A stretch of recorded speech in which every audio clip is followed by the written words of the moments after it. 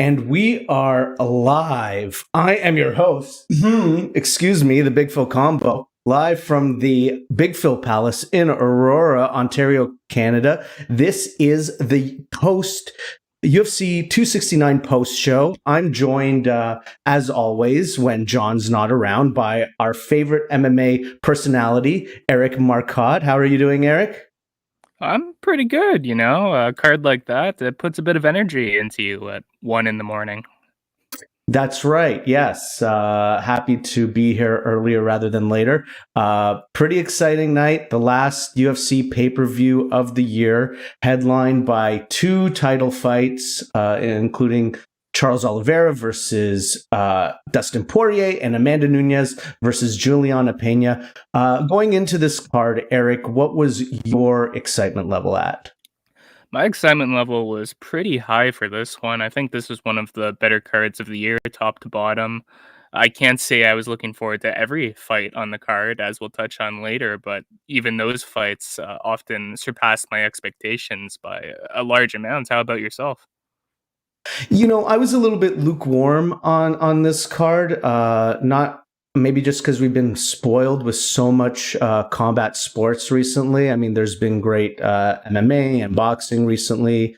And you know, holiday season things have been going on. So I wasn't really tuned into this event until the last few days or so, when you start to review the card and you see that there are just a lot of great fights throughout it. And it ended up delivering for the most part. For the most part, yeah. We'll touch on that. All right. So why don't we get into it? And why don't we start with the main event? Charles Oliveira versus Dustin Poirier. Charles Oliveira on this incredible run going into this, the all-time submission leader. Dustin Poirier, the man who, the uncrowned king, the former interim champion, the man, who twice in 2021 defeated Conor McGregor. Going into this big fight, it was pretty even on paper. How did you have this matchup, pegged in your head? All week, I've gone back and forth on who I thought was going to win this one. And yesterday, in the post wrestling Discord, I made my case for Dustin Poirier being the winner of this fight.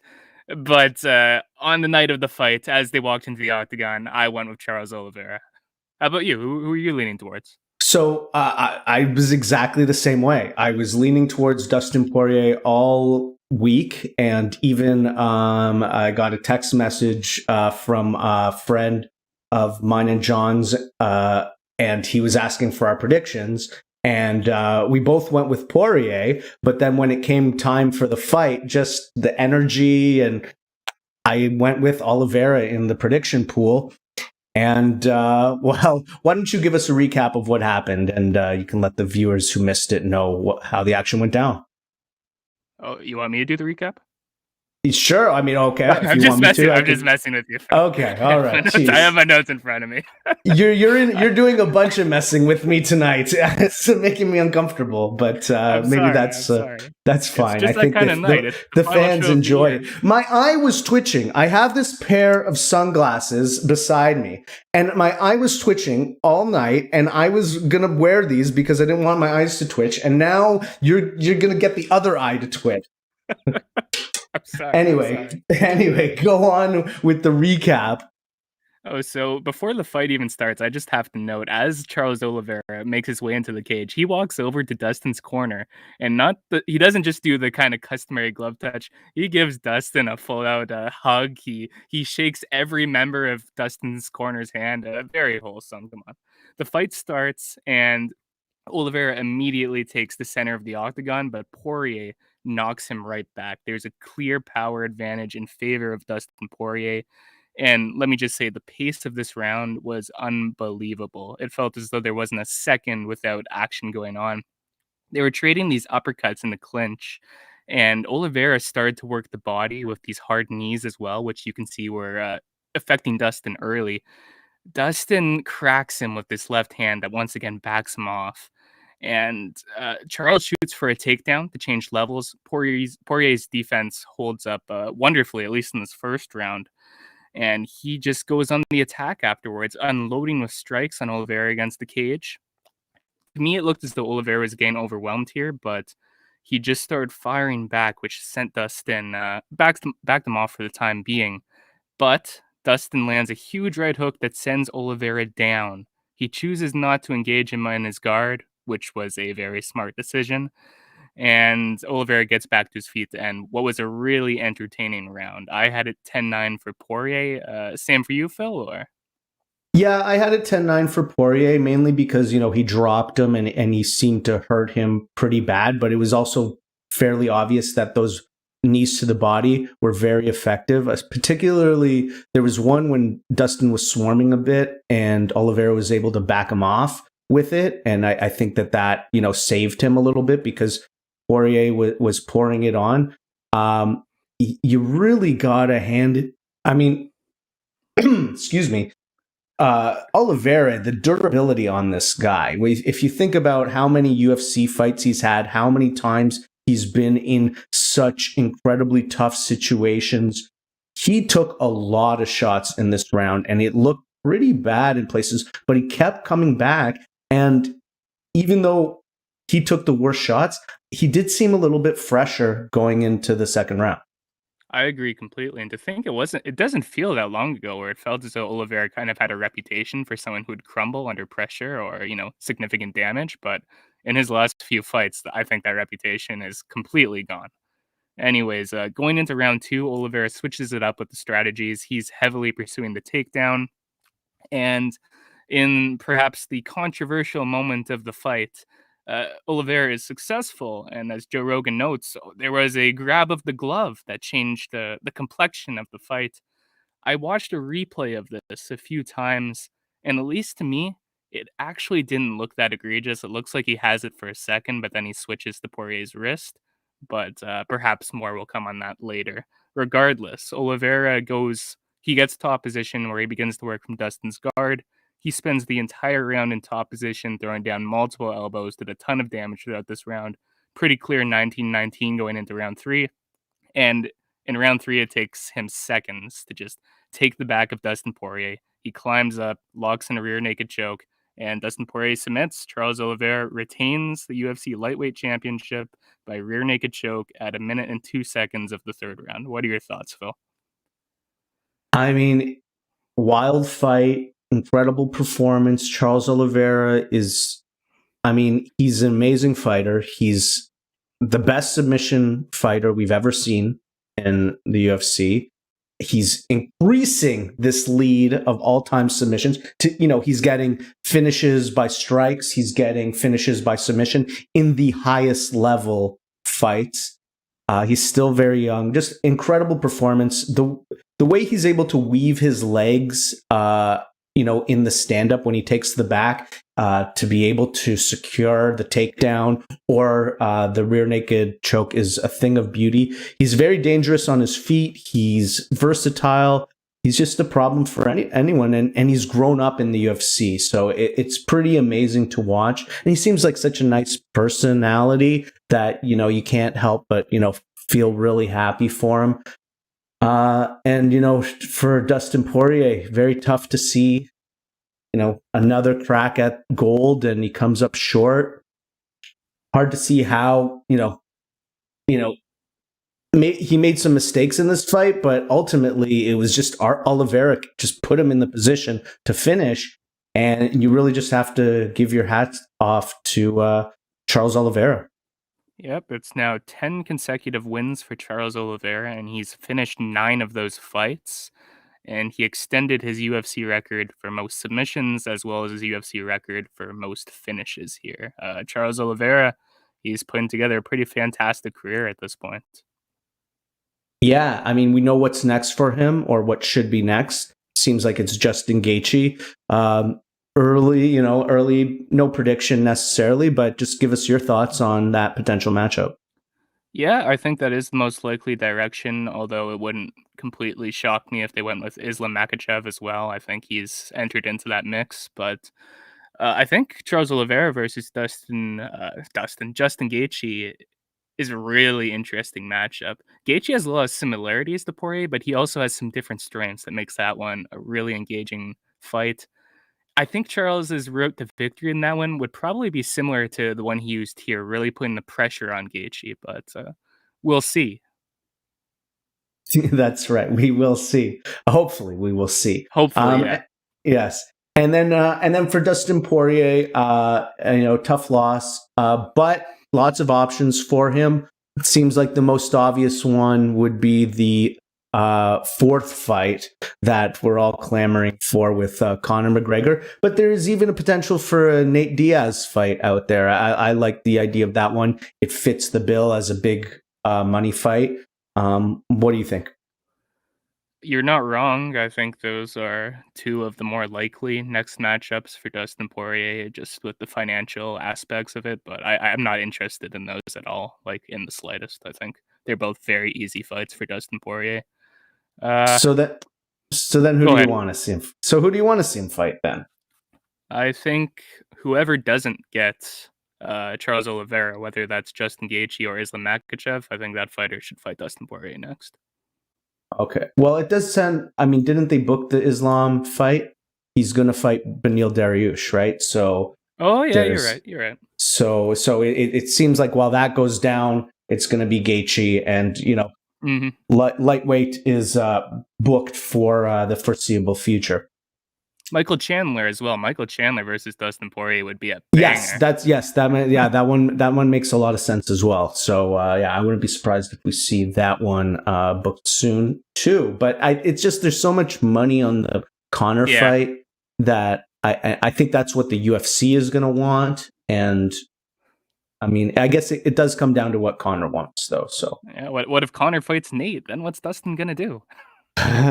Well, you can wait Nick, around. Perhaps? Yeah, that's sure. Yeah, go up to 185.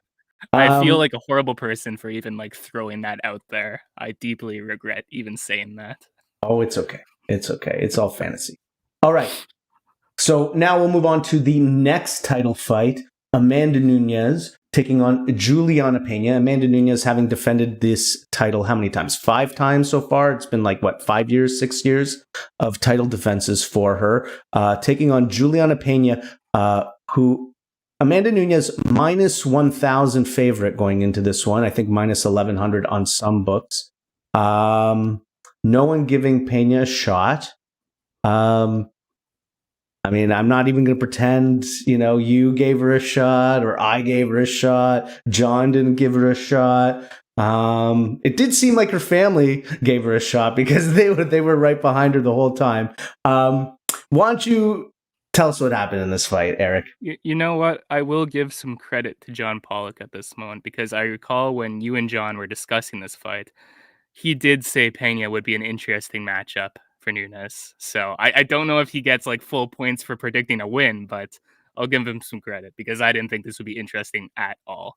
The fight starts and Nunes kind of immediately sends Peña to the ground with a calf kick. This first round was exactly what you would imagine going into this fight. Peña is not reacting well to Nunes' power. She pretty much drops her with a jab at one point and spends the remainder of the round in top position. A very clear round for Amanda Nunes to start off this fight. And then round 2 happens. And round 2 will go down in MMA history as one of the most famous rounds to ever occur. Let's jump into it. Peña is starting off the round far more aggressively on the feet. She's tagging Nunes repeatedly with her jab as well as these strong right hands that she was following it up with. Nunes was looking a bit stunned, but she was still firing back hard, and Peña was eating some hard shots. Both of them were stunning each other. There were wild exchanges here. It was like a prolonged period of like nearly 2 minutes of just swapping punches back and forth. But eventually it becomes clear that Julianna Peña is landing the better shots. She is doing more damage, and Amanda Nunes is gassing quickly. Peña starts pouring it on as Nunes backs into a corner, and she realizes Nunes is gassed. She knows this is her moment. She takes Amanda down, immediately takes her back, locks in the rear naked choke, and Amanda Nunes taps out. Julianna Peña is your new UFC Women's Bantamweight Champion. Holy shit. I'll let you start, Phil. Yeah. I mean, this round, I mean, you did a great job of describing the action. You nailed it perfectly. What you can't describe, what we can't describe, but maybe we can just convey was just the wild, visceral emotion of what was going down. Like it was an old-fashioned brawl. These girls were just trading shot for shot, and they were going back and forth, and they were both getting good shots. I mean, Peña was the one who started the whole thing off, landing that stiff jab and then following it up with a right, and she was moving Nunes back. But then Nunes started to counter her, and it looked like she was taking over. But then when it became clear that Peña wasn't going away and Nunes was getting tired, even though they were still trading, you could see the writing on the wall a little bit. Yeah, it was completely wild. I mean, even if you were to tell me that going into this fight, Phil from the future tells me Julianna Peña is going to beat Amanda Nunes, I don't think I could ever imagine it going like this. Completely overwhelming Nunes on the feet in round 2 and finishing her as easily as she did once it went to the ground. Just a phenomenal performance and an all-time moment in the history of the sport. For sure. I mean, and this round, I mean, we've had several round of the year contenders even recently. And I think that this has to make that short list as well, because, I mean, you include the status of it, that has to play a massive factor as well. It slipped the mind, but prior to the fight, the UFC put Kayla Harrison, 2-time Olympic champion. Did she ever win anything else 2 times? The PFL, maybe. Well, maybe. The UFC brought out Kayla Harrison. They put her on TV. I guess the idea was they're gonna set up a 145-pound fight, but I think there might be a 135-pound rematch ahead of that. It seems like the natural fight to make, right? 100%. I can't imagine them doing anything else. I mean, featherweight, that division can wait for as long as they want that division to wait for. And you can put Harrison in there with somebody first too, right? Like that makes it, that at least exposes her to the UFC audience. Definitely. And I mean, she hasn't signed with the UFC yet either. It's entirely possible she'll go back to the PFL or go fight Cyborg in Bellator. But for sure. This ended a pretty phenomenal winning streak for Amanda Nunes. 12 consecutive wins, 9 of those being title fights, and a lot of those being against current former champions. 2 wins against Valentina Shevchenko, Miesha Tate, Ronda Rousey, Holly Holm, Jermaine Durandamy. An all-time run in the history of the sport. Absolutely. And still the champion at 145 as well, right? I'm looking forward to seeing that. She was very gracious in defeat. She seemed to be in very good spirits despite the loss. She's somebody who has a new young family. So, there's a lot of things for her outside the octagon, and she's accomplished everything you can inside the octagon. But I suspect that we'll see her again, and we'll see a great rematch. I think there'll be a lot more anticipation for this rematch than there was for the tonight's fight. Oh, 100%. All right. So moving down the rest of the card to the non-title portions, we had a welterweight bout between Jeff Neal and Santiago Ponzinibbio. Ponzinibbio coming off of that long layoff. He finally got a win in his last bout. Jeff Neal not looking so great as of late. How did it go down, Eric? So in reality, this opening round was Jeff Neal versus Santiago Ponzinibbio versus referee Mark Smith, because Mark Smith was a very busy man in this fight. Seconds in, he's shouting at Ponzinibbio about his Eric, that your fingers are very close to your eyes there. You should watch your fingers. Something could happen. Watch them. Watch your fingers. Yes, Mark Smith was the star of this fight, perhaps. Warnings every few seconds, which, fair enough, because these guys could not stop stretching their fingers out. But regardless, it wasn't the most exciting opening round. Neil did some good work landing a head kick early after some leg kicks from Ponzinibbio. I thought Neil was doing a really good job defensively in this round. Like Ponzinibbio was missing a lot. Near the end of the round, we get a foul as Neil kicks Ponzinibbio low. More work for Mark Smith. And Ponzinibbio ends the round with a decent combination. I scored the opening round 10-9 for Jeff Neal. How about you, Phil? Yeah, I had it the same way. Just Neil was, as the commentators mentioned, he was just a little bit tighter. Like everything he does is quite clean. You know, it just, he doesn't swing wildly. He's very sound defensively, but it also, you know, sometimes he doesn't take risks as well in advantageous positions. But I scored it exactly the same way. Round 2 was a better one for Ponzinibbio, who was looking a lot more comfortable on the feet. He was throwing his right hand constantly. It found its target more often than not. It was still a close round, but I thought Ponzinibbio was the better fighter throughout this one. He was slightly ahead on the strike count. There was a very, very strange exchange near the end of this fight where Ponzinibbio thinks that he was poked in the eye, and he practically just stops fighting. He starts pointing at Neil, and for a solid 15 seconds, it's just there's no pause to the action. But Ponzinibbio, Neil, and Mark Smith are just debating this alleged eye poke before the fight resumed. Really strange. Anyways, we go into round 3. I thought this was the closest round. Neil stings Ponzinibbio early. He continues to look for a lot of quick combinations on the feet, which really prompts Neil to pick up the pace of the fight. In the final minute of the round, Neil begins to pull away. He goes on the attack. I thought this was the best he looked all fight. I scored the fight 29-28 for Jeff Neal. Did you see it the same way, or? Yeah, I had it the same way. You know, the second round, Ponzinibbio was able to just land a little bit more volume. He figured him out a little bit. Was able to continuously land a right-left combo. You know, facing a southpaw fighter, and then in the third round, you know, the corner kind of gave it to Neil. They told him, you got to go out there and you got to go take the round, and he went and he did it. He was more active. He was more accurate. He still stayed disciplined, and I think he pretty clearly won the round. Yeah, the scorecards are red. It's Jeff Neal by split decision, 2 scorecards in his favor at 29-28 and 30-27, one opposing 28-29 scorecard for Ponzinibbio, which is fair. I didn't really see the 30-27 one. I thought Pons took that second round, but it was a bit of a slow-paced fight, but it was pretty hard hitting. I can't say I was bored for it.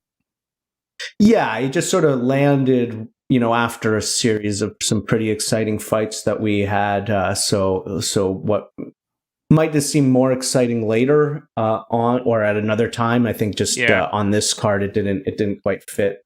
And this was taking the slot of Jorge Masvidal versus Leon Edwards as well, which was one of the stylistically more interesting fights on this card going into it. Mm-hmm.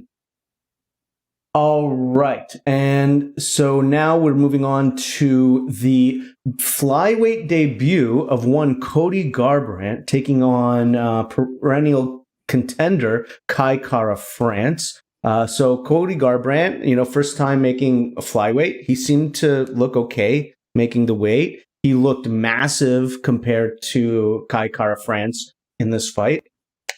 How'd the action play out? Yeah, I agree with you. I think that Garbrandt looked pretty good on scales. And going into the fight in these early exchanges, I thought Garbrandt looked just as quick as he did at bantamweight. He's going after the legs early with some creative leg kicks to Kara-France, but it's Kara-France who just drops Garbrandt hard with this beautiful right hand. Garbrandt, he got back to his feet, but you can see he's stumbling around. He's not completely back into it. And I swear, throughout this next minute, Kara-France drops him about 3 more times.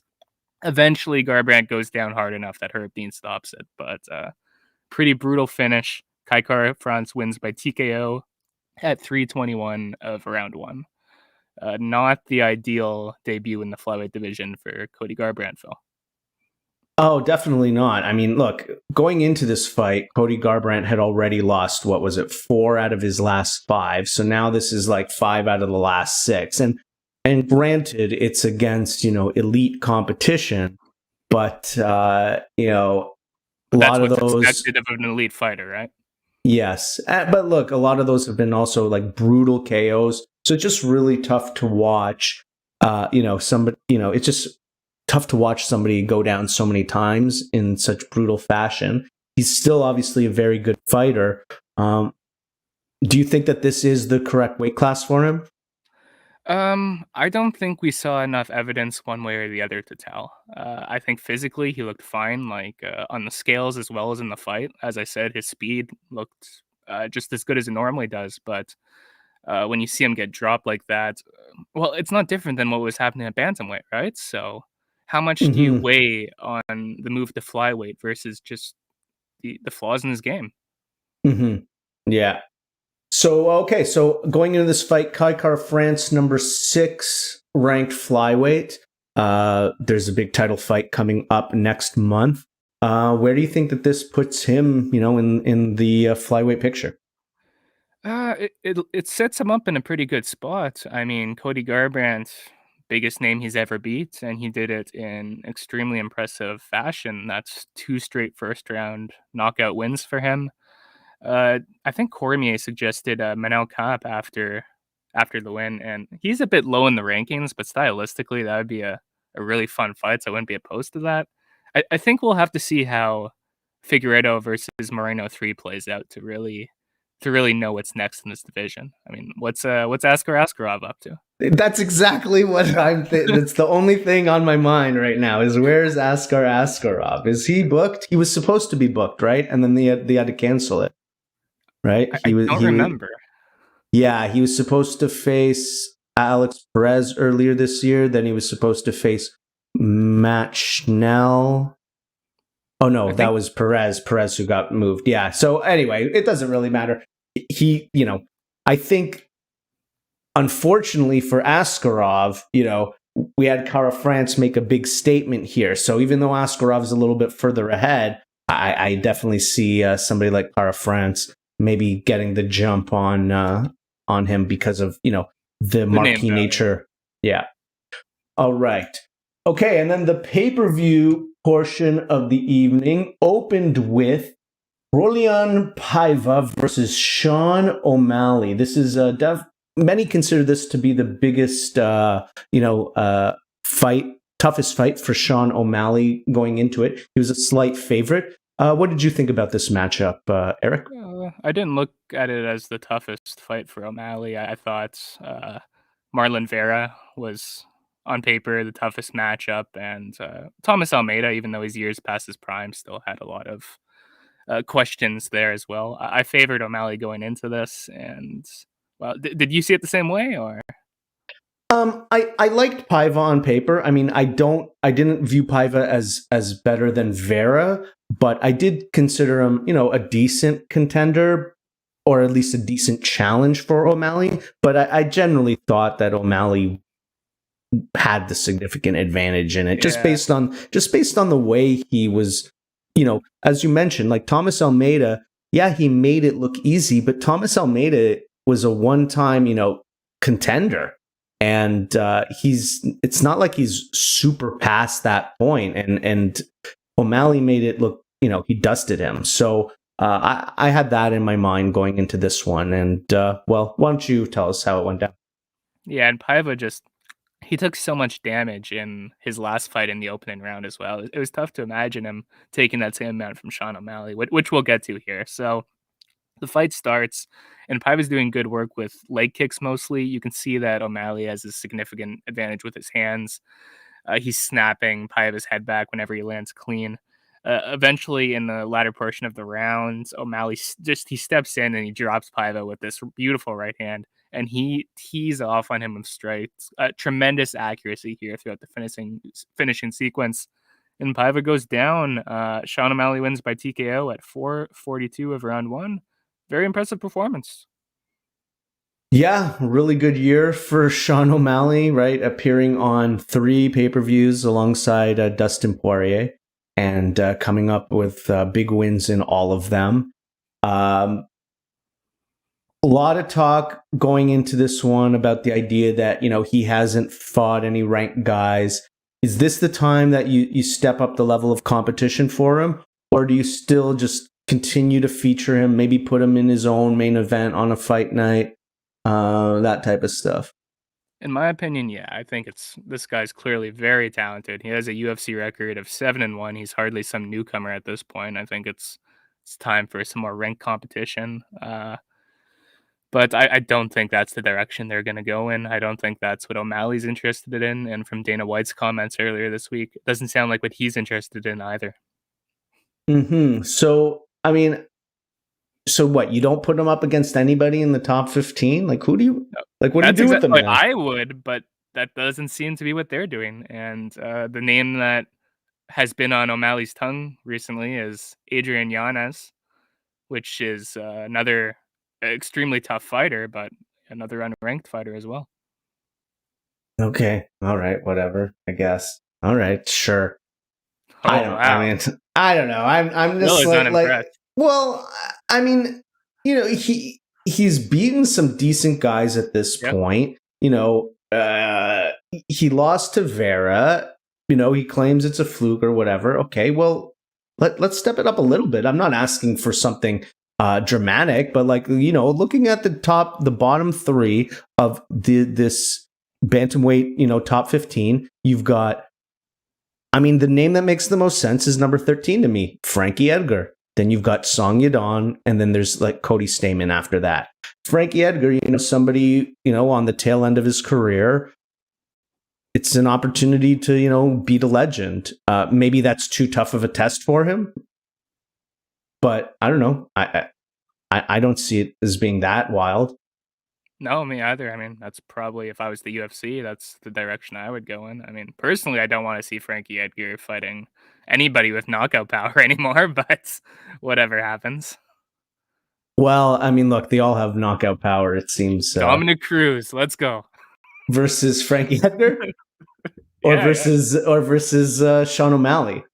No, Dominic Cruz versus Frankie Edgar, so no one gets hurt and everyone has fun. Well, okay. Well, we'll get to Dominic Cruz in a bit. Yes, we will. But before that, let's talk about the the main event of the preliminary card, which was a pretty highly anticipated fight between Josh Emmett and Dan Ige, both of these guys known as action fighters. So I think that they got a pretty prime spot here for good reason. Well, why don't you let us know how it went down there? Definitely. I mean, this was like a very strong main event for a preliminary portion of the card. Josh Emmett's been gone for a while after having some leg injuries after his last bout against Shane Burgos, but he comes back here and seconds into the bout, he drops Dan Ige hard with this big right hand. To Ige's credit, he recovers really well, and I thought he does good work for the remainder of the round, but nothing that that would be more significant than that knockdown. So I thought this was a pretty clear one for Josh Emmett. Going into round 2, I thought this was a much better round for Dan Ige, who is really tagging Emmett with some skillful shots. This left hook that just wobbles Emmett. He doesn't swarm him afterwards. That's not really Dan Ige's style. He instead chooses to just take his time, keeps picking away at him with his jab. I didn't think Emmett really did much of significance throughout this round, so I thought this was a really clear one for Dan Ige, 19-19 on my scorecard. We go into round 3, and Emmett is fighting with a lot more aggression here. Ige manages to slow him down by continuing to work that jab, but he keeps trading with Emmett in the pocket, and whenever he does that, Emmett just lands way harder.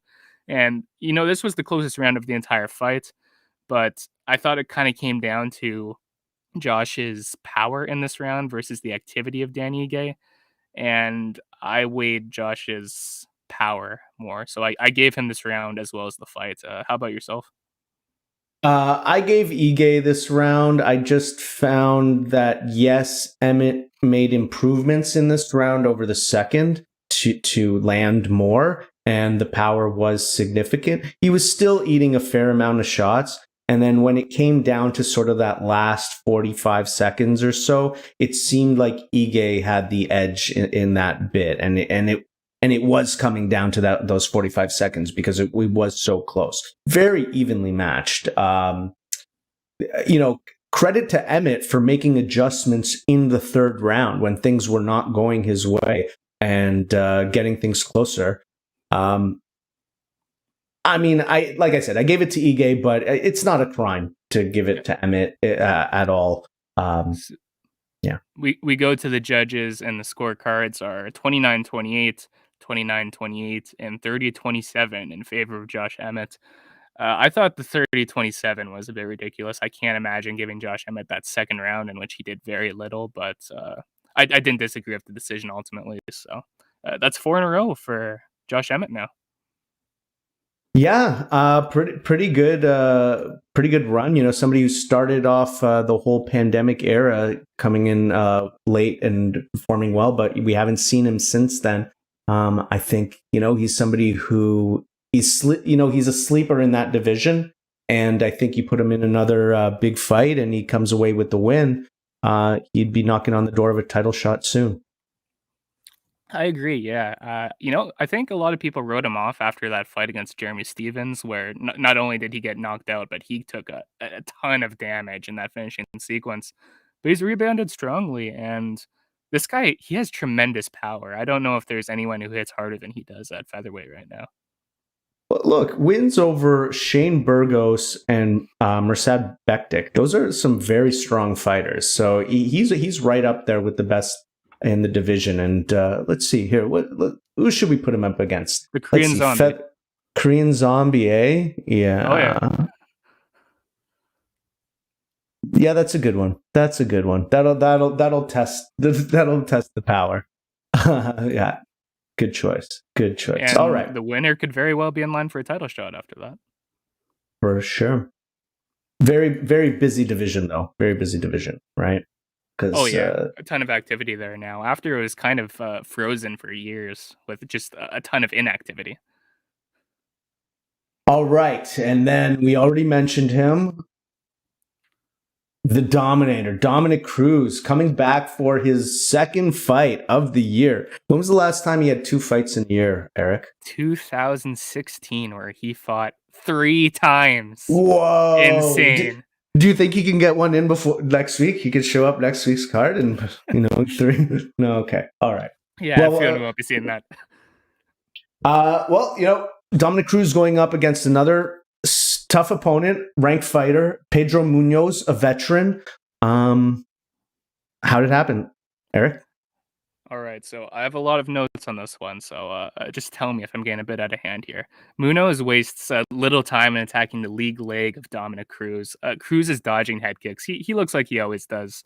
Before he cracks Munoz with this left hand, you can see that Dom is throwing with power here. He's cracking Munoz, but Munoz defends Dom's takedown defense, and he lands this counter jab as Dom loads up on this looping punch, and he drops Cruz hard. Cruz is trying to pick himself up, but he gets dropped even harder against the cage. I thought this fight was about to be stopped, but he kind of rolls with Munoz, goes on top. It buys him enough time to recover. And when Dom gets back to his feet, he looks fine. And somewhere Keith Peterson is just fuming. I don't. I think it's the opposite. I think Keith Peterson, that gif of Ray Liotta from Goodfellas laughing? That's Keith Peterson. He's just amusing himself all night.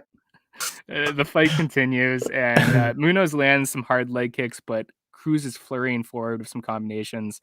I thought Cruz ended the round strongly, but because Munoz almost finished him, this was a pretty clear round for Pedro Munoz. We go into round 2, and Dom starts off very strongly with these beautiful combinations. He's getting caught by counters by Munoz in the process, but as the round is progressing, Munoz is spending more and more time just swinging at air. Cruz defends a takedown attempt from Munoz, and he lands this looping left hand, I think it was, that cuts Pedro open. Anyways, I thought this was a really strong round for Dominic Cruz, who was pretty much just teeing off at Pedro Munoz at points. There was the sustained moment near the end of the round where Pedro Munoz is practically just standing still as Dom just throws right hand, left hand, right hand, left hand, right hand, left hand. So 19-19 going into round 3. Munoz looks like he's going to be more aggressive in this third round, but it's more of the same. He can't find Dominic Cruz. and Dom is finding him repeatedly. He's landing hard, like some of the hardest shots I've seen Dominic Cruz land in a fight. I thought this was another round for Dominic Cruz, and the judges agreed. 29-28 Cruz on all three scorecards. Did you see it the same way, Phil? Yeah, I think it was a pretty easy fight to score. The only question was maybe if somebody wanted to give that first round to be a 10-8. But I think had Dom not had the last 45 seconds or so of that round where he showed that he did recover, I think that made it a 10-9 round. And and then by round 2, he was back to normal. And I mean, really, the whole thing was this one counter left. That set it off. And had that one strike not landed, Cruz just continued to do what he was doing. So it didn't really change the game plan all too much, it seemed, other than maybe Cruz recognized what the mistake was and was able to avoid it for the rest of the fight. But amazing recovery by Cruz. He was moving as good as ever. And a great win. He's against another ranked opponent. So, he's made he's made it clear that he wants to climb the rankings to get another title shot. I don't know how close this puts him to that, but it's definitely an impressive performance. And as I said earlier, happy to see him in there healthy in the octagon twice in a year. Yes, jokes aside, seeing Dominic Cruz fight twice in a year was fantastic. It wasn't long ago where I think a lot of us thought we just might never see Dominic Cruz fight again. So to see him have two performances like he did this year was great to see. Well, always one to entertain us during the fight and also post-fight is one Dominic Cruz with a bit of a very unusual post-fight interview. Can you give us a recap of that one, Eric? As I recall, he makes sure to praise the referee. Who was it? Mark Goddard for his amazing reffing, knowing to let Dom continue in that first round, which certainly was not a shot directed towards any other referee in the world. And you see why he would be laughing. You see why he would be laughing at home. He's living rent free in Dom's head for the rest of eternity. And Dom proceeded to preach unity to all of us because there are forces trying to keep us apart. So now more than ever. Now more than ever. Thank you, Dickie. No call out of Monster Energy this time. Yeah, well, they've settled their beef. Yes, he's on Team Monster Energy now. All right. Okay, so there was one more. Oh wait, no, there was two more fights on the prelims. We had a heavyweight battle between Augusto Sakai and Tai Tufasa. Sakai coming off of 2 losses, but really good competition. Overeem and Rosenstrike. And Tai Tufasa has been knocking people out left, right, and center, but hasn't been the toughest of opponents. Yeah, so a step up in competition for Tai Tuivasa here, and let's just jump into it. The first round, a bit slow. Most of it took place against the cage. I thought Tuivasa was actually fighting intelligently. He had some really good counters here, slipping in uppercuts and hooks at a very opportune moment. So I thought this was a really impressive round for Tai Tuivasa, where it wasn't just in the past, you would watch a Tai Tuivasa win and be like, oh yeah, he hits really hard. He's always down to swing. But I thought this was a performance worthy of a ranked heavyweight. We go into round 2 and we get the old Tai Tuivasa. He just swarms forward, throwing constant strikes at Sakai, who eventually just collapses against the cage, completely unconscious. Tai Tuivasa wins by knockout 26 seconds into round 2, and he celebrates on the cage with a shoey. One of the loudest shoey, maybe the loudest shoey pop ever. This shoey got a bigger pop than the knockout. Then, maybe only Julianna Peña had a bigger pop than this shoey. And even then, it was close. It was close. That's right. Tai Tuivasa looked very impressive here, as you mentioned. Very polished performance from him. Unusual. Interesting that Daniel Cormier mentioned during the broadcast that Tai Tuivasa has a dedicated team to help him prepare. He doesn't go to big camps with like other like he goes and trains there, but he has a dedicated team to help him prepare and get better. Which, look, if you want to be the best of the best, that is the approach that I think you need to take now as an elite MMA fighter. Yeah, no, I thought this is one of his best performances in the UFC, and he handled Augusto Sakai easier than I'd say even like the likes of Alistair Overeem or Jairzinho Rozenstruik did. All right, and then to start the prelims, we had a middleweight bout between Jordan Wright and Bruno Silva, another fight that didn't last terribly long. No, these guys were just swinging wildly from the opening seconds, as you would expect from these two fighters. It's Bruno Silva who lands the clean one first, rocking Wright with these pair of hooks, and he just swarms him. Wright goes to the ground, and Silva just spams him with strikes until the fight's eventually called off. Bruno Silva wins by knockout at 1 minute and 28 seconds of round 1. Fun fight while it lasted. Absolutely. Very fun fight. All right, and then quickly down the preliminary card, we had Andre Muniz defeat Eric Anders by submission. That happened in round 1 very quickly. Pretty impressive there. We also had a very impressive performance in the women's flyweight division by Erin Blanchfield, who just dominated Miranda Maverick on her way to a unanimous decision. Ryan Hall was able to get a unanimous decision, get back on winning tracks, also showing some impressive grappling. As Derek Minor had, one of the worst fight IQ performances of the year. Tony Kelly defeated Randy Costa by TKO, and Jillian Robertson defeated Priscilla Cachoeira by submission, rear naked choke of 4:59 of round number 1. So that was UFC 269, the final pay-per-view of the year. Eric, what'd you think of the card? I thought this was a pretty excellent card, top to bottom. Tons of exciting fights, exciting finishes, and an all-time moment with Julianna Peña defeating Amanda Nunes. This still kind of doesn't feel real. Absolutely. A lot of great finishes on this card. Some pretty exciting fights. The main event was very good. But yeah, I think the biggest story has to be this Julianna Peña victory, the shocking upset of Amanda Nunes, and what happens with Amanda Nunes going forward. I mean, this is pretty exciting because we had essentially decided that she had no challengers. The only person that we could even conceive of was Kayla Harrison at 145. So the fact that now, there's a new challenger or there's a new champion at 135, it opens up all sorts of questions at, 145 as well. So pretty exciting event, and congratulations to Julianna Peña.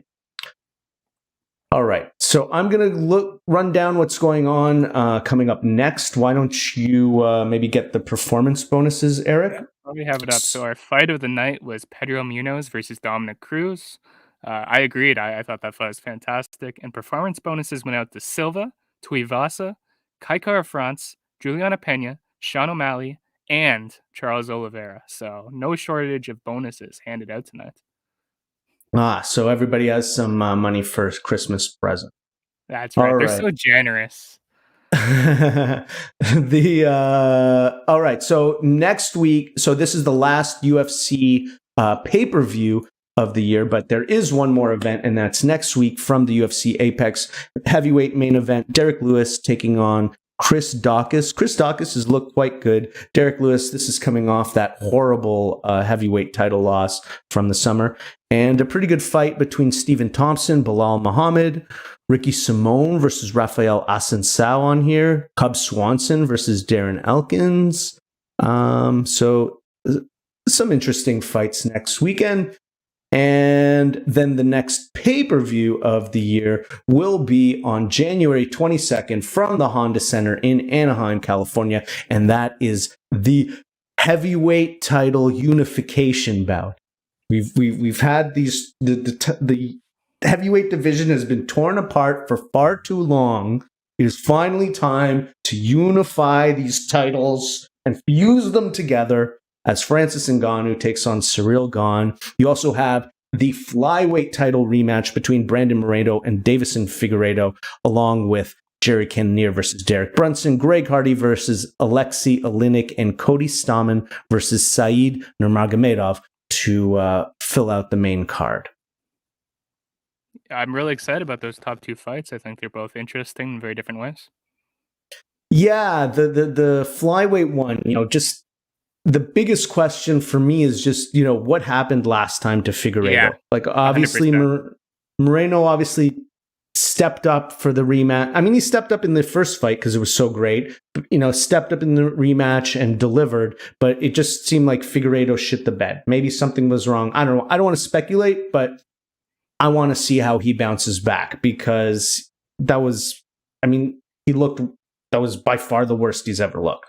Yeah, you have to give all the credit to Brandon Moreno, but Figueiredo's been a pretty consistent fighter in the UFC, and I thought he beat Brandon Moreno when they fought just a few months prior. So a very uncharacteristic performance from him. I'm hoping we get more of the old Deiveson Figueiredo in the trilogy fight. Yes, and then Francis Ngannou versus Surreal Gane. Obviously, just a very interesting fight from the stylistic standpoint. Gane, a terrific technical striker. Francis Ngannou, the most feared puncher that the UFC's ever seen. But also interesting because, as has been reported by Ariel, this is the last fight on Ngannou's contract. And even if he wins, he will be a free agent at the end of 2022, which is very unusual for UFC contracts. So I'm not sure how that works, but this is a pretty big fight for Francis Ngannou's career here. Yeah, I mean, imagine if he left with the UFC title and just brought it over to Bellator MMA, where he dumps it in a trash bin on live TV before going to fight Ryan Bader. It'd be incredible. That would be amazing. That would be one of the most original television productions ever. I mean, wow. I mean, thank God it's not scripted, because they wouldn't believe it if if something like that happened. Where do you get these incredible ideas, Eric? Oh, I'm a very original and creative person. I feel like you maybe got this from spending time watching videos with Jordan Goodman. No, not a chance. Come on. I'd never lie. All right. Well,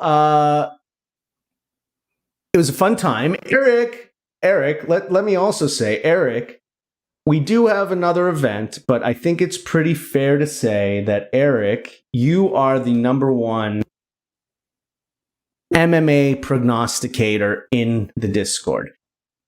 Eric ends the record atop our Discord fight prediction leaderboard. So for anybody who isn't part of the Discord, pretty much every major fight or even non-major fight, Eric will post a fight poll where people in the Discord can pick the winners. And it turns out that Eric Marcotte is the best at this, with a record of 308 wins, 182 losses, a 62.9% win rate. Number 2, Scott Ferry, a very respectable 284 and 164, but a slightly better win rate. So the leaderboard will reset going into 2022, so we get to start it all over again. Congratulations, Eric. I think it's fair to crown you now. And if for anybody who wants to participate, just come to postwrestling.com/discord or discord.gg/postwrestling and join the Discord, and you can participate in the fight polls, which again will restart in 2022. Yeah, it's been an excellent year. I think we've got every single, I could be wrong on this, but I think we've had every single UFC fight since we started doing this predicted in this fight prediction pool. Pretty much every Bellator main card and a number of PFL events as well. So a lot of activity in the post MMA Discord this year. Yeah, we threw in some, I think there was even some boxing events got tossed in there. Maybe one or two Triller cards that will protect. Yes, there might have been a few of those as well, unfortunately. Well, thank you so much, Eric, actually, for doing that, because it's great fun for the Discord, and you never miss a beat with it. So thank you so much to that. Congratulations on the victory, and this won't be the last time that people hear from us. There is, maybe one more appearance before the end of the year. MMA related for Eric and myself, but we'll save that surprise for later. Do you have anything else to say to the people of the Post universe? Jose Aldo's, he's a fantastic fighter, guys. If you missed his fight last week, check it out. He's the greatest of all time. That's all I have to say. Well, shame on me. I missed the fight because I went to bed, but I promised to check it back because Fiziev was on that card as well, and he had an incredible performance. So I have to make sure that I catch those before the next time before they fight. Anyways, just want to thank you, Eric, for helping me out through the year in the Discord, helping me out with the post shows. I know that John is thankful as well. And yeah, thank you to all the listeners, all the viewers. This has been the most successful year for us on the post show. It's been the most successful year for us on the Discord. So thank you, everybody. And we look forward to seeing you next year in 2022 for UFC 270. All right. Have a good night, everybody.